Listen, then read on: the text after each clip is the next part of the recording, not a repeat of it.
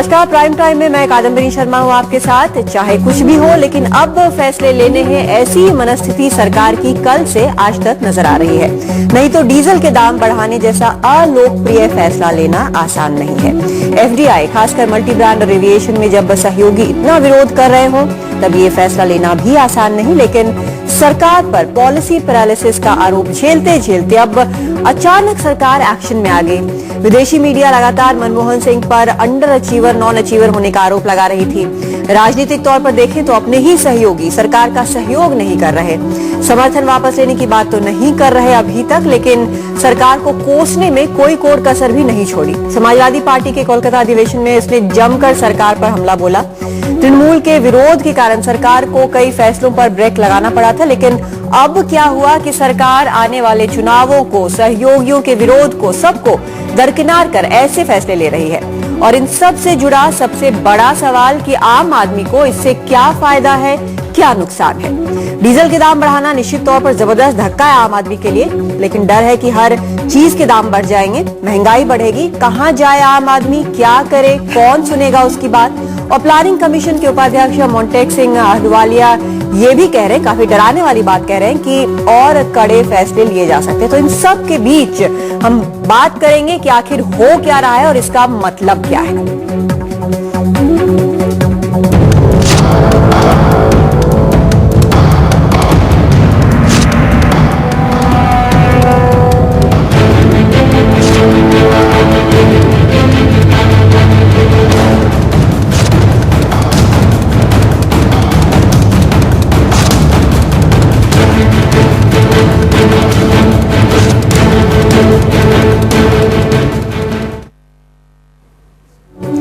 तो काफी बड़े फैसले सरकार ने लिए हैं और 2 दिन के अंदर ये बड़े फैसले लिए गए हैं। और इन फैसलों के बारे में कौन क्या कह रहा है, आनंद शर्मा क्या कह रहे हैं, अंबिका सोनी क्या कह रही हैं, ये सारी चीजें एक नजर इस पर हम डालते हैं।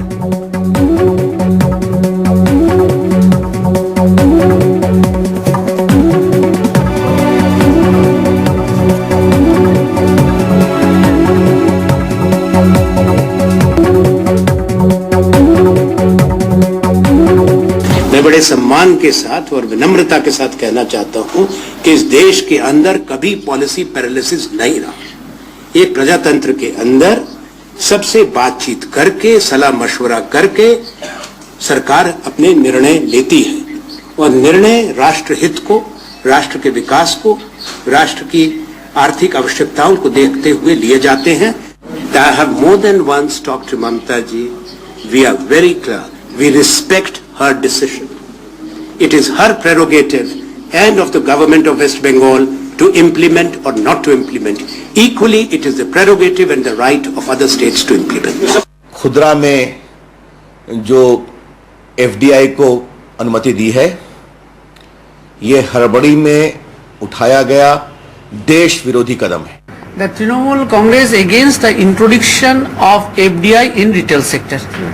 So we have came to know that today cabinet has passed the FDI in retail sector in two cases. It is not within our notice. Trinamool Congress has not been consulted.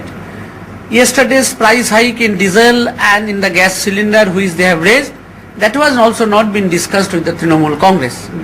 So we have already communicated that we want the rollback of this price hike of the diesels and FDI in retail sector. तो आपने तृणमूल की बात सुनी और इस बीच PMO ने भी अपनी राय जाहिर की है, ट्विटर पर जाहिर की है और कहा है, प्रधानमंत्री की तरफ से कहा गया है कि मैं सभी से अपील करता हूं कि राष्ट्रीय हित में लिए गए फैसलों का समर्थन करें। मैं समझता हूं कि जो फैसले लिए गए हैं वो हमारे विकास को आगे बढ़ाएंगे और मुश्किल समय में रोजगार के अवसर भी बढ़ेंगे। कैबिनेट ने आर्थिक सुधार के कई फैसले लिए हैं और भारत को विदेशी निवेश के लिए ज्यादा उपयुक्त जगह बनाया है। और हमारे साथ खास मेहमान है यहाँ पर दिल्ली स्टूडियो में, हमारे साथ नीरजा चौधरी हैं, वरिष्ठ पत्रकार हैं। हमारे साथ परंजोय गुहा ठाकुरता हैं, वो सीनियर इकोनॉमिस्ट हैं और काफी कुछ इकोनॉमिक्स ये जो पूरा चल रहा है उसके बारे में बताएंगे। और हमारे साथ भूपेंद्र यादव जुड़ रहे हैं, सांसद हैं, सेक्रेटरी हैं बीजेपी के। और एजी आयर हमारे साथ हैं, एडिटर इन चीफ नशा मैगजीन के। और कुछ देर में हमारे साथ कांग्रेस के जगदम्बिका पाल भी जुड़ने वाले हैं। तो सबसे पहला सवाल नीरजा हम आपसे करना चाहेंगे कि अचानक क्या हुआ, बैरियर कैसे टूट गया? इतने दिनों से जो ये चल रहा था कि सरकार कुछ कर नहीं रही है, पॉलिसी पैरालिसिस है। आपको बता दें कि जगदम्बिका पाल भी हमारे साथ जुड़ गए हैं, सांसद हैं कांग्रेस के, वो भी हमारे साथ इस वक्त जुड़ गए हैं, दिल्ली से ही जुड़े हैं। और अगला सवाल आपसे हम जानना चाहेंगे परंजोय की सरकार कह रही है जैसे एफडीआई का भी फैसला आया, आपने सुना कि पीएमओ की राय क्या है, और आनंद शर्मा की बात भी सुनी, अंबिका सोनी ने भी काफी कुछ कहा है सब पर।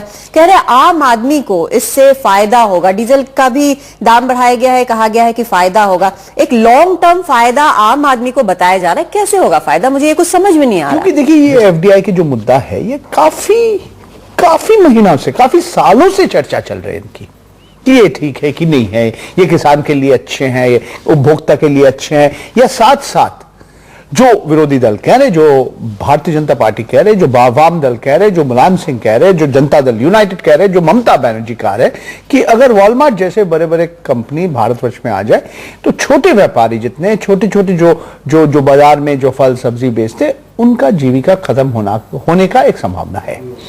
फिर भी सरकार ने इतना बड़ा क्यों, ये इतना खतरनाक चाल क्यों? जैसे अभी इन्होंने कहा शायद वो सोचते हैं कि हाँ मायावती बहुजन समाज पार्टी समर्थन दे देंगे, या मुलायम सिंह को मालूम नहीं है, समाजवादी पार्टी आज यहाँ पे है कल वहां पे है। मगर इतना मैं कहना चाहता हूँ कि समाजवादी पार्टी एक बार नहीं बार बार ने कहा कि हम ये विदेशी निवेशक को नहीं चाह रहे एफडीआई इन रिटेल।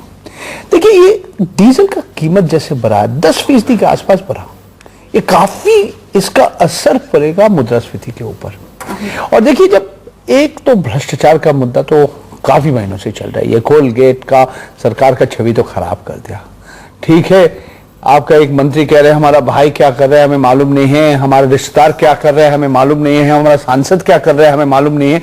मगर ये भ्रष्टाचार के साथ जो मुद्दा हर व्यक्ति, हर और गरीब व्यक्ति के ऊपर ज्यादा इसका असर पड़ता है, यह है मुद्रास्फीति। ये डीजल का कीमत जैसा बढ़ा, इसका असर पड़ेगा हर चीजों के ऊपर जो आप यातायात करते हैं एक जगह से दूसरी, छोटी से लेकर बड़ी चीज, हर चीज पर असर पड़ेगा। नहीं, इस गरीब के ऊपर असर पड़ते जाते हैं, क्योंकि गरीब जो परिवार है उसका जो आय जितना है वो आधा से ज्यादा वो खाद्यान्न के ऊपर खर्च होता है।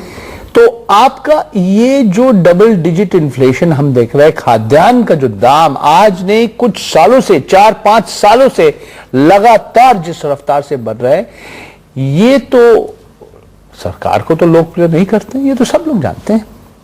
इस समय ये क्यों अभी भी देखिए आने वाले शीतकालीन जो सेशन है पार्लियामेंट का, अभी भी कुछ महीना बाकी है। कांग्रेस का क्या स्ट्रेटेजी होगा आने वाले समय बताएंगे। मगर मैं यही कह रहा हूं कि बहुत ही एक खतरनाक चाल, और ये न्यूक्लियर डील से भी अगर और ये न्यूक्लियर डील के साथ आप तुलना नहीं कर पाएंगे, उससे भी खतरनाक है, मैं मानता हूं। एजेआर के पास जाना चाहेंगे हम मुंबई, वहां पर उनसे पूछना चाहेंगे कि आखिर जिस तरह से इंडस्ट्री ने स्वागत किया है, और एक राय ये भी जताई जा रही है कि महंगाई तो ऐसे भी बढ़नी थी वैसे भी बढ़नी थी, इसीलिए ये कदम अगर सरकार उठा रही है तो इसका कोई खास असर पड़ना नहीं है महंगाई पर, वो ऐसे भी बढ़ रही है। देखिए सबसे पहले तो मैं परंजय साहब जो कह रहे हैं उसकी इकोनॉमिक एनालिसिस के बिल्कुल विपरीत देखना चाहूंगा।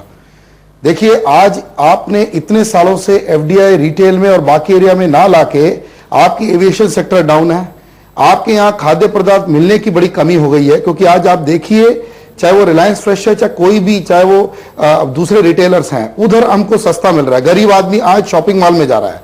हम कह रहे हैं कि इस देश को उसी मतलब बोलते हैं ना मिडिलमैन की इकोनॉमी में रखिए, जो बीच का बिच्छू फार्मर को पैसा नहीं मिल रहा वही पैसा लेके जाए। तो परंजय गुहा ठाकुर साहब की बात से मैं बिल्कुल वाकिफ नहीं रखता हूं। और ये 5 रुपये जो डीजल बढ़ी है कुछ भी नहीं है, क्योंकि आप देखिए गरीब आदमी मोटरसाइकिल पे जाता है। जब आपने पेट्रोल का प्राइस बढ़ाया तो आपने एट पार ले आया 76 रुपीज करीब, अब 81 रुपए में आप मुंबई में मिलेगा। तो ये अगर आप देखें और दिल्ली में मिलेगा तो हम तो ऑलरेडी उसको कोई हमारा फिस्कल डेफिसिट नहीं आ रहा उसमें से। जितनी फिस्कल डेफिसिट है हमें समझना पड़ेगा, करीब 72 metric ton per annum diesel बिकता है। और ये डीजल कौन यूज करता है? डीजल जो 6 से 9 लाख रुपए की जो गाड़ी लेते हैं वो यूज करते हैं। वो तो अमीर आदमी है, वो कैसे गरीब हो गए? और दूसरी चीज है जो आपके एनसीआर मतलब गुड़गांव, नोएडा, गाजियाबाद सब जगह डीजल से बिजली बनती है आज, और मुंबई में भी यही हाल है। आप मेन मुंबई के 30 लाख लोगों को छोड़ दीजिए, 2.5 करोड़ जनता जो है ठाणा, नवी मुंबई और जो पूरा एमएमआर बहुत बड़ा इलाका बन गया है, उसके अंदर आप डीजल से पावर कर रहे हैं अपने लिफ्ट्स और अपने बिल्डिंग्स को। हम उसमें सोलर की पॉलिसी लाके उसको कम करें और डीजल का खपत कम करें।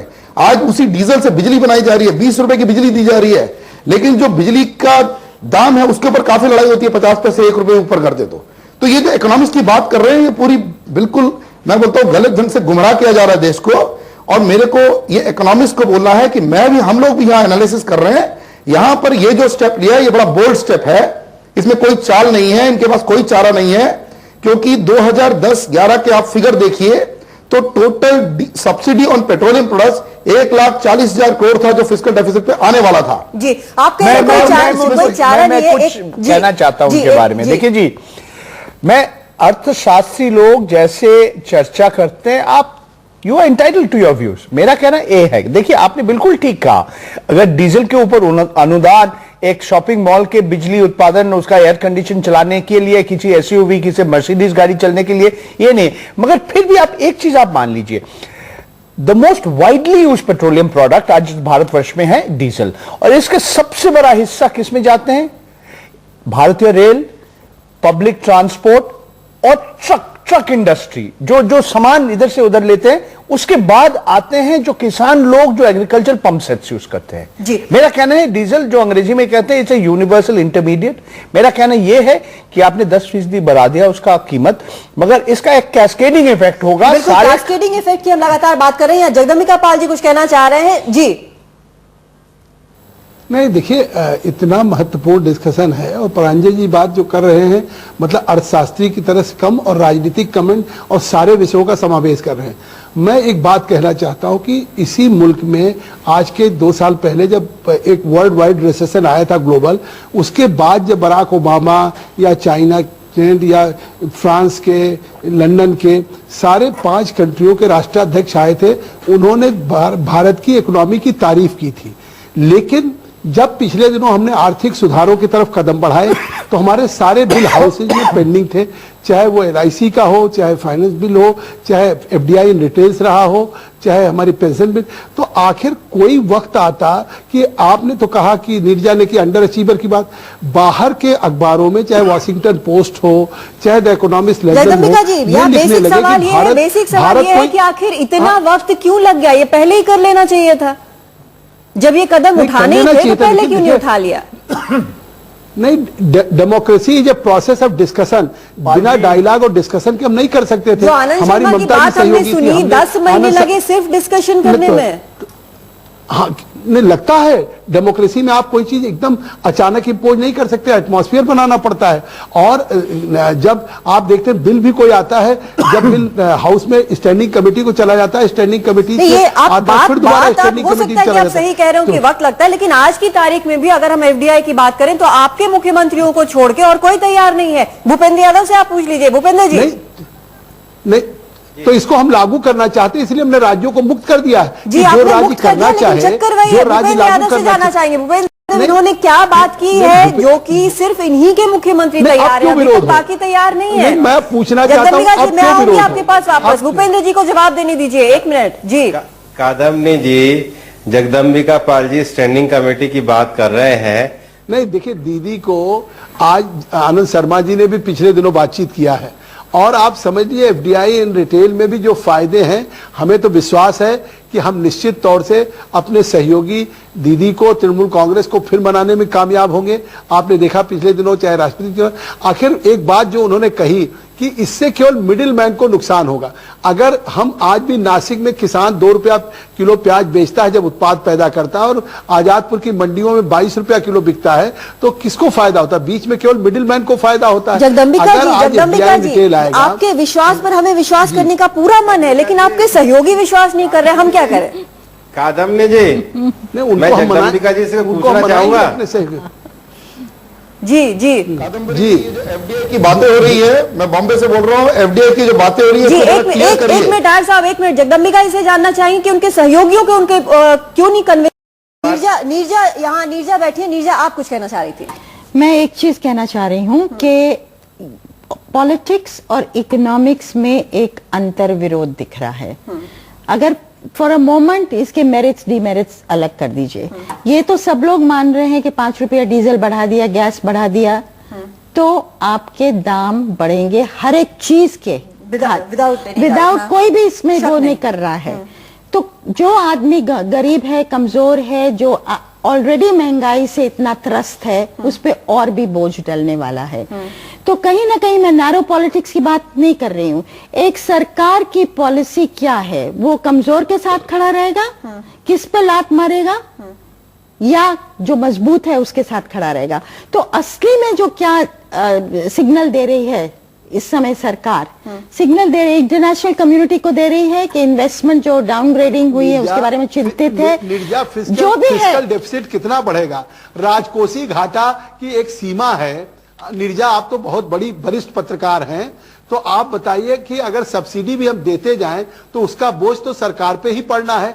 और जैसा 1,40,000 करोड़ की सब्सिडी हमने दिया, जी जी, तो आखिर ये अपने बजट में आप अपने बजट में कॉर्पोरेट सेक्टर को 5 लाख करोड़ की सब्सिडी दे सकते हैं, लेकिन देश के किसानों को जगदम्बिका पाल को नुकसान लगता है। अपनी बात पूरी कर लेने दीजिए जी।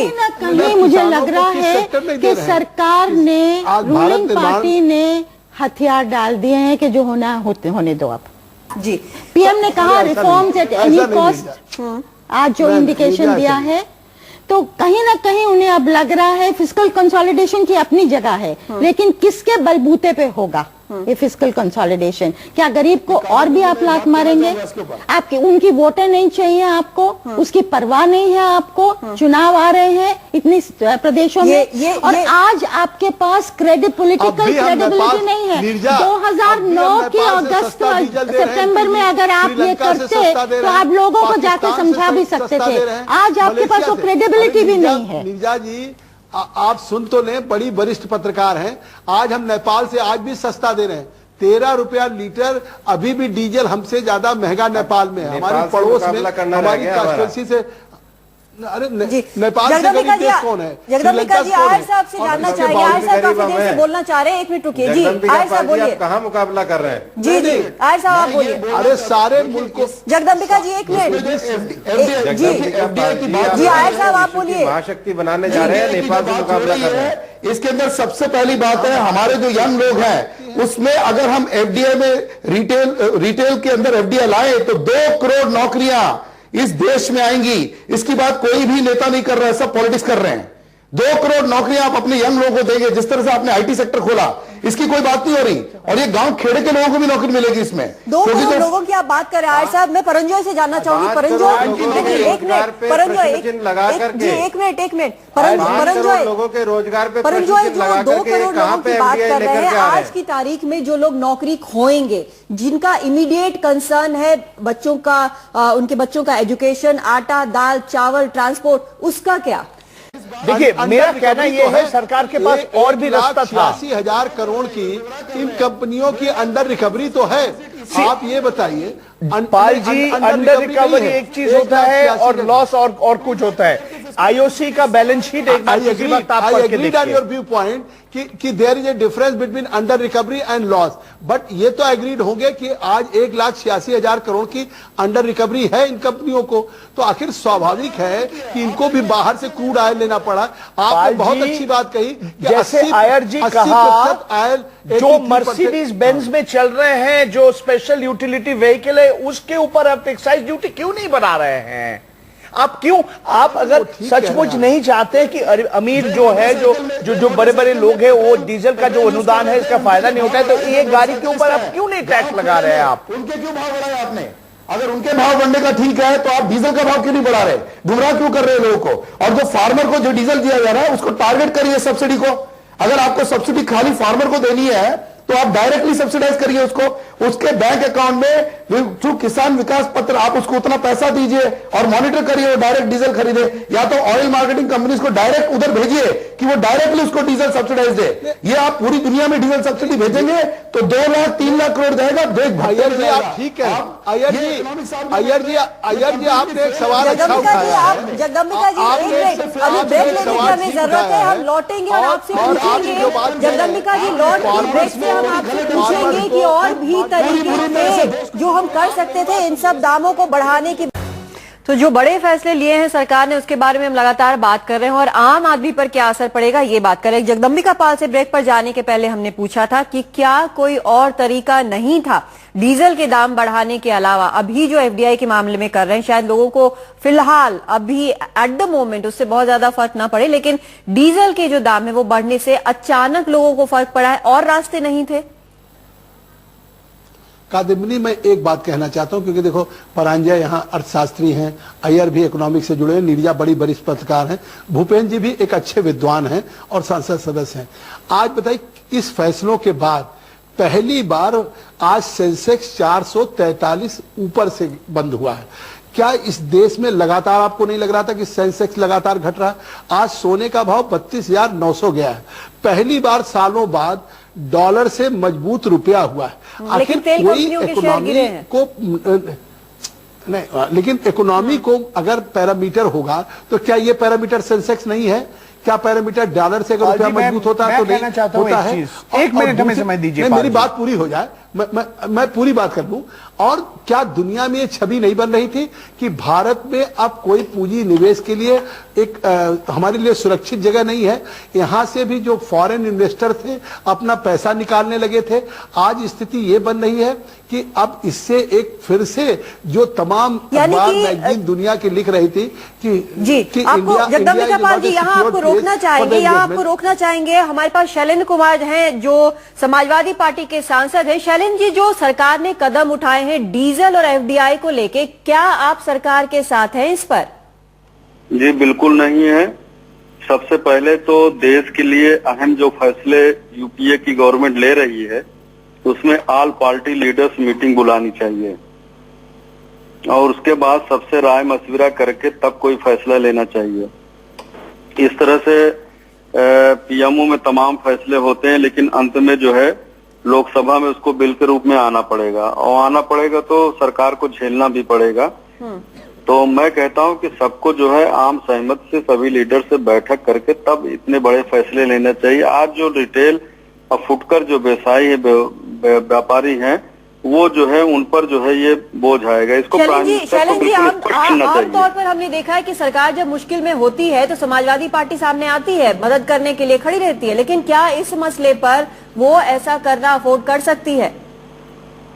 नहीं कर सकती की बात नहीं है। मैं कहता हूं कि देश के सामने तमाम ऐसे मसले हैं जिस पर जो है मैं चाहता हूं कि अगर मान लीजिए समाजवादी पार्टी खड़ी होती है तो प्राइम मिनिस्टर की भी नैतिक जिम्मेदारी होती कि जो अलायंस पार्टियां हैं उनके साथ बैठ के फैसला करना चाहिए और ये देखना चाहिए कि इस प्रकार के बड़े फैसले लेने पर तमाम पार्टियों को अपने जो है साथ आम सहमति लेने की बात करनी चाहिए। ये नहीं कि बिल्कुल वो करके रिडंडेंट होके जो है इस तरह के कदम ले। ठीक है शैलेंद्र कुमार जी, आपकी राय हमने सुन ली, समाजवादी पार्टी की राय हमने सुन ली। बहुत ज्यादा जरूरी है, लोगों का गुस्सा, चुनाव जीतना ज्यादा जरूरी नहीं है। क्या इस एक माइंडसेट पर सरकार पहुंच गई है? नहीं, देखिए आपने एक बड़ा महत्वपूर्ण सवाल किया है। कोई सरकार कोई कठोर फैसले क्यों लेना चाहेगी? जब आप 2014 के चुनाव की बात करते हैं और प्रजातंत्र में हमें उस चुनाव में जनता के ही दरवाजे पे जाना है, तो इसके बावजूद भी अगर हम कड़े फैसले ले रहे हैं तो उसी तरह से जैसे माँ जानती है कि हम अपने बेटे को जो दवा दे रहे हैं, बेटा कड़वी दवा पा करके चीखता है या इंजेक्शन प्रिक होता है तो माँ को दर्द होता है कि हमारे बेटे को इंजेक्शन लग रहा है, लेकिन माँ ये समझती है कि हमारे बेटे को अगर ठीक होना है, उसका बुखार उतरना है तो इंजेक्शन प्रिक होना है, इंजेक्शन प्रिक होना है या उसको कड़वी सरकार अपनी ममता में ये कर रही है। चलिए हम मानने की कोशिश करते हैं। एक मिनट नीरजा आपसे जानना चाहेंगे, जिस तरह से जगदम्बिका जी, एक मिनट जगदम्बिका जी आपके पास आएंगे। नीरजा हम ये जानना चाहेंगे, जगदम्बिका जी भले ही कह रहे हो कि सरकार को बड़ी ममता लगती है, लेकिन आज की तारीख में लोग जितने गुस्से में है उसमें ये फीलिंग बहुत ज्यादा अभी निकल कर सामने नजर आती नहीं आ रही है, लेकिन कहीं ना कहीं लग रहा है कि पर्दे के पीछे कुछ चल रहा है जिसके कारण सरकार जो है, मैंने पहला सवाल आपसे यही पूछा था कि आखिर अचानक क्या हुआ? पर्दे के पीछे शायद कुछ ज्यादा स्ट्रिंग पुलिंग हो रही है, कुछ हो रहा है, चल रहा है। नहीं, देखिए, अगर इसको एज अ कदम देखा जाए पर पॉलिसी पैरालिसिस, ग्रोथ, जो प्रधानमंत्री के एम्स रहे हैं, रिफॉर्म को, एजेंडा को वापस लाना, तो कहीं ना कहीं सही गलत कुछ जान आ गई है कांग्रेस में। एक जैसा मैंने कहा, आक्रामक रवैये से लड़ना शुरू कर दिया है। लेकिन जो बात समझ में नहीं आ रही है, इसका अंत क्या होने वाला है, क्योंकि आप अगर आज जो ये सही कह रही है, एक माहौल बना है कांग्रेस के खिलाफ। आज कांग्रेस को आम आदमी की सरकार नहीं, आप तो आम आदमी के मुद्दे पे आए थे जगदम्बिका जी, आप शाइनिंग इंडिया पे नहीं आए थे पावर में। आज वही आम आदमी आपसे सवाल कर रहा है। इतने करोड़ों की लूट हो रही है एक तरफ, मैं जो मार्केट में जाती हूँ तो दूध का दाम बढ़ा हुआ है, सब्जियों का दाम बढ़ा हुआ है, बच्चों के स्कूल जाने का दाम बढ़ा, हर एक चीज का दाम बढ़ा हुआ है, रोज दाम बढ़ रहे हैं। तो उनको फिस्कल कंसोलिडेशन की कोई समझ नहीं, ना परवाह है उनको, ग्लोबल रिसेशन की कोई परवाह नहीं है। आपकी सरकार उनके लिए क्या करेगी? क्या आप कोई रास्ता और नहीं निकाल सकते? वेजिटेबल्स के दाम, मिल्क के दाम, वेजिटेबल्स के दाम, एसेंशियल कमोडिटीज के दाम को कंट्रोल करने की जिम्मेदारी राज्य सरकार को है। नीरजा, आप इतने दिन से कवर कर रही हो कि महंगाई रोकना क्या राज्य सरकारों की जिम्मेदारी नहीं? 3/7 एसेंशियल कमोडिटीज एक्ट का प्रयोग करने की जिम्मेदारी राज्य सरकार के पास अधिकार है। होल्डर्स के खिलाफ या ब्लैक मार्केटियर्स के खिलाफ अगर उनको प्रोसिक्यूशन की कार्रवाई कर सकती तो केंद्र सरकार नहीं, राज्य सरकार कर सकती है। अगर दुकानों पे रेट लिस्ट टांगने का काम है तो राज्य सरकार अपने डिस्ट्रिक्ट सप्लाई ऑफिसर के थ्रू करा सकती है। तो आज राज्य सरकारें ब्लैक मार्केटियर के खिलाफ काम करें, हो गया पीडीएस सिस्टम कर गया है। जगदम्बिका जी, एक मिनट, आयर साहब आपके पास भी आ रहे हैं, एक मिनट रुक जाइए जी। आपने जो मेरे से सवाल किया जिसका मैंने डायरेक्ट जवाब नहीं दिया कि पर्दे के पीछे क्या हो सकता है, मुझे लगता हो सकता है कि रीजनल पार्टीज जैसे अकाली दल है, एफडीआई चाहती है। अभी कुछ समय पहले बीजेडी के प्रवक्ता या एक लीडर कह रहे थे कि इस पे हम दोबारा सोच सकते हैं अगर कंडीशनैलिटीज, लगता है मिनिस्टर ने कुछ और की हैं। तो हालांकि बीजेडी का रवैया बहुत अलग था, उनका ऑपोजिशन था, और कहीं ना कहीं पर्दे के पीछे कई फोर्सेस का हाथ होगा। रीजनल पार्टीज को मनाना कि इस पे समर्थन दिया कर, ज्यादा रॉक द बोट नहीं करें। जिस तरह से प्रेसिडेंशियल इलेक्शन पे कई फोर्सेस ने प्रिवेल किया था पार्टीज को एक तरफा सपोर्ट देने के लिए, हो सकता है उस तरह का कोई एक्ट कांग्रेस ने किया हो कि इलेक्शन नहीं हो इस समय। गठबंधन राजनीति के युग में बहुत कुछ हो सकता है। जैसे हमने देखा प्रणब बाबू का चुनाव के समय बहुजन समाज पार्टी, सपा एक साइड में था, तृणमूल और सीपीएम एक साइड में था, शिवसेना भारतीय जनता पार्टी को छोड़ के प्रणब बाबू को समर्थन दिया। पर मैं दो चीज कहना चाहता हूँ। एक चीज है, देखिए, ये राजनीति और अर्थनीति के एक मिलन हो जाता है कहीं आके, यहाँ पे तो टकराव होता नजर आ रहा है। देखिए, लग रहा है मतलब असली मुद्दा क्या है, जो अभी अभी नीरजा जी ने कहा, ऐसा नहीं है कि ये जो 18 सांसद है जो तृणमूल कांग्रेस का, अगर वो समर्थन वापस ले लिया कि सरकार कल गिर जाएगा, ये मैं नहीं कह रहा हूं। मगर मैं और कुछ कहना चाहता हूं, ये है कि ये जो भ्रष्टाचार और महंगाई, ये जो दो मुद्दा है, ये महंगाई इतना बड़ा मुद्दा है, ये हर व्यक्ति के ऊपर, हर व्यक्ति का जेब आज काट रहे हैं। और जगदम्बिका पाल जी, एक चीज मैं आपको बताना चाहता हूं, आप संवेदी सूचकांक सेंसेक्स का बात किया, आज भारतवर्ष में 120 करोड़ लोग में 2% लोगों को पास शेयर, ये स्टॉक्स एंड शेयर्स में उसका उन्होंने निवेश नहीं किया। तो अब आपका सरकार किसके लिए है, यही सवाल मैं पूछ रहा हूँ। ठीक है, ये बड़ा सवाल पूछ रहे हैं जगदम्बिका पाल जी, लेकिन आपके पास आएंगे, पहले आयर साहब से, वो काफी देर से कुछ कहना चाह रहे हैं। जी आयर साहब बोलिए। हाँ जी, ये आपके चैनल में मैं डिक्लेयर कर रहा हूं, इस देश के किसान के लिए मैं एक बात बोल रहा हूं, जो सारी पॉलिटिकल पार्टियां पॉलिटिक्स छोड़ के करें। देखिए, डीजल से उसका छुटकारा, उसकी जिंदगी का परमानेंट छुटकारा है सौर ऊर्जा पंप। सौर ऊर्जा पंप 2 HP, 5 HP, 20 HP तक इस देश में बनता है। अगर ये दें तो 1 लाख पंप देने के लिए आपको करीब 5000 करोड़ लगेंगे, जो $1 बिलियन है। तो पूरी की पूरी डीजल इकोनॉमी, आपकी सब्सिडी की कोई जरूरत नहीं है, और उसको ये फ्री में दे दीजिए ये पंप। जी, कई उपाय, आप सही बोल रहे हैं, कई उपाय हो सकते हैं जहां से इस तरह की चीजें जो है दाम बढ़ने की जो बात कर रहे हैं। जी, वक्त बहुत नहीं है, जगदम्बिका जी से हम जवाब चाहेंगे। जगदम्बिका जी, जिस तरह से लगातार बोला जा रहा है कि और भी तरीके थे, लेकिन जो अभी लात लगी है वो आम आदमी के पेट पर लगी है और उसे बहुत ज्यादा महसूस हो रही है। ऐसे कांग्रेस अब क्या करेगी? क्या ये रोल बैक कहीं संभव है? हम लॉन्ग टर्म सोचे, हम शॉर्ट टर्म नहीं बने। जी जी जगदम्बिका जी, आपने खुद इस बात को कहा, आपने खुद इस बात को कहा कि लगभग 1 साल से ऊपर हो गया, हमने डीजल के दाम नहीं बढ़ाए, हमने डीजल को डिकंट्रोल नहीं किया, पेट्रोल को हमने किया भी, चाहे हमारे ऊपर कितनी अंडर रिकवरी हुई कंपनीज के, आखिर कंपनीज को भी बाहर से उनको इंपोर्ट करना पड़ रहा, क्योंकि खुद नहीं, लेकिन बार बार हमें ये सुनने को मिल रहा है कि कंपनीज को ये चाहिए, कंपनीज को वो चाहिए, इंडस्ट्री ये कह रही है, इंडस्ट्री वो कह रही है। तो फिर ये जो आपका जो नारा है कि आम आदमी और कांग्रेस का हाथ आम आदमी के साथ, इसका क्या मतलब है? मैंने कांग्रेस और बीजेपी दोनों को दिया है। कांग्रेस का हाथ आम आदमी के साथ है। अभी नजर नहीं आ रहा, आम आदमी को ऐसा लग नहीं रहा है। जब हम बाजार में जाते हैं तो A to Z, जैसा नीरजा ने भी बोला, सब लोग कंप्लेन करते हैं। नहीं, मैं तो सौर ऊर्जा पंप्स की जी, एक मिनट बात सुनने दीजिए जी। नहीं, जब ये बात सही है, नीरजा ने कहा आप जाती बाजार में, स्वाभाविक है कि जब 5 रुपए आज मान लिया बढ़ा है, तो एक स्वाभाविक है कि जब दामों में वृद्धि होगी, चाहे बस में हो या टेम्पो में हो, टैक्सी में हो, या किसान के लिए उसके पंपिंग सेट के लिए हो, तो उसके मन में दुख होना स्वाभाविक है।